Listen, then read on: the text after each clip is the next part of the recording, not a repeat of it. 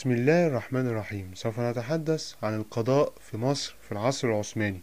اتبعت الدولة العثمانية لهيئة القضاء الإسلامي في الأستانة، وكان السلطان يرسل إلى مصر قاضي القضاة المعروف باسم قاضي عسكر أفندي، ويوجه إليه السلطان الأوامر اللازمة لكل ما يختص بالقضاء في مصر، وهو عضو في ديوان الباشا، ويشرف على القضاء في أنحاء البلاد.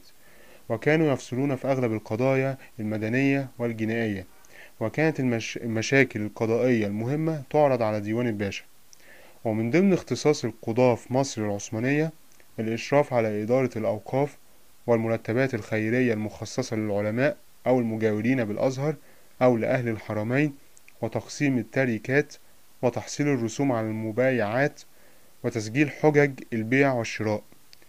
وكانت المحاكم الشرعية تصدر حجج شرعية يثبت فيها صرف مرتبات العساكر، وتسجل بها علامات شرعية تحتوي على أحكام قاضي العسكر في مسائل الالتزام، وشهادات شرعية تسجل فيها إنشاء سفن نقل الغلال إلى الحرمين، وتمكينات شرعية تسجل فيها بعض المرتبات والمنح. ومع تدهور الأحوال في مصر أصبح قاضي العسكر وسائر القضاة يحصلون على مراكزهم بالشراء في نظير الرسوم التي يحصلونها، مثل رسوم التحقيقات والقضايا، ومعاينة التركات وتقسيمها، ورسوم الحج والأوراق التي تصدر عن المحاكم.